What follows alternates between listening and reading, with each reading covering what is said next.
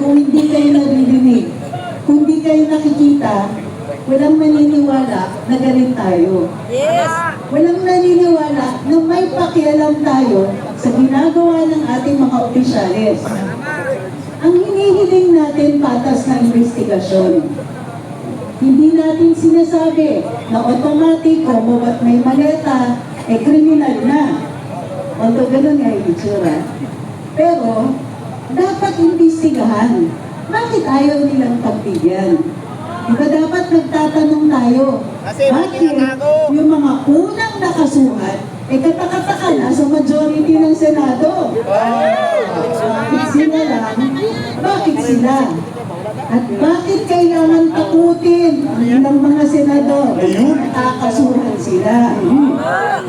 Pero hindi lang po senador ang kinakasuhan. Pati kami. Classmate!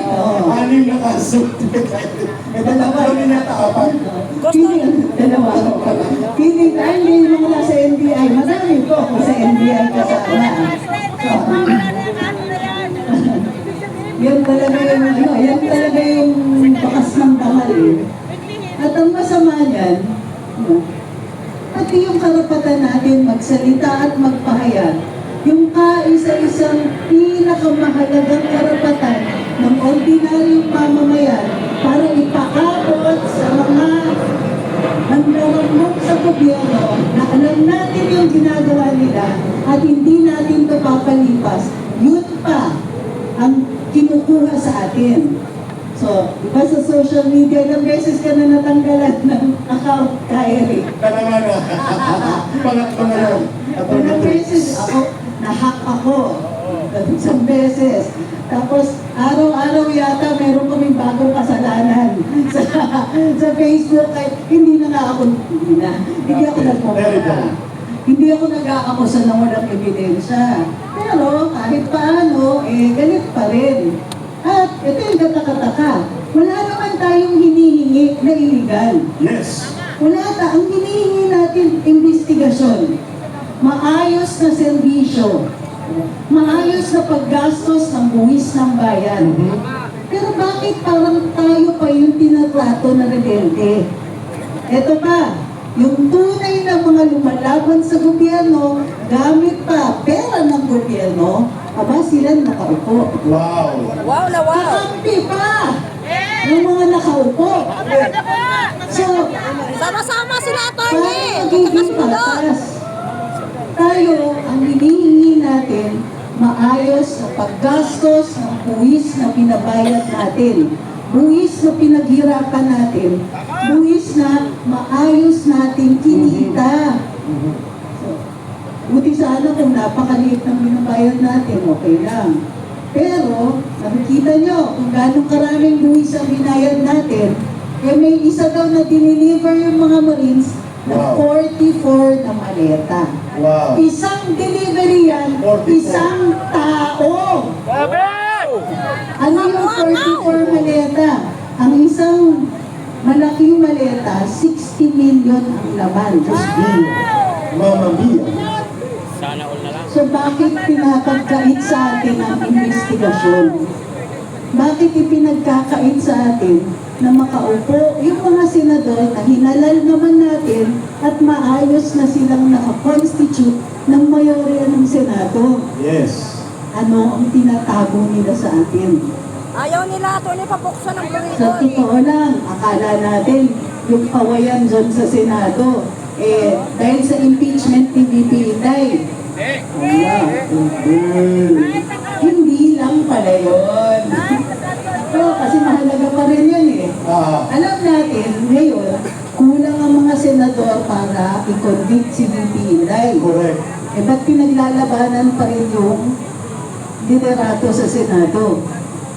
Kasi nga, ayaw nila sana na sina Senator Marcoleta, si Senator Pia, at si Senator Jinggoy na umupo sa Blue Ribbon Committee.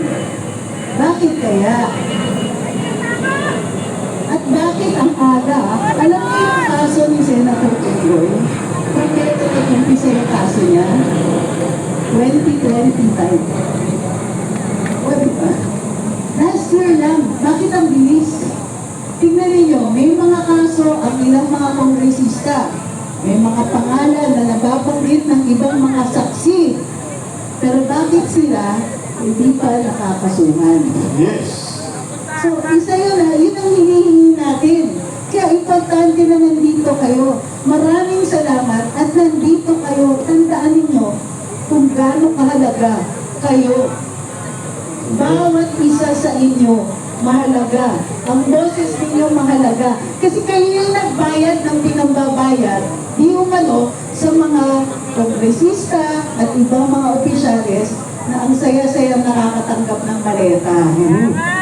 Sa ating galing yun. Wish at Ang dugo at pera ice. ngayon, atin yun. Oo, tama, diba? So, kaya hindi lang dapat kayo yung nandito. Lahat ng tao na nagbabayad ng buwis at lahat tayo, maging kung meron man trabaho o wala, nagbabayad tayo ng buwis. Kasi pag bumibili kayo ng candy, Oh, may wish. may VAT. Pag bumili kayo kahit prosporo, ako, malaki pag bumili kayo ng sigarilyo. Oo. Bili kayo ng ano, at minsan kailangan din natin.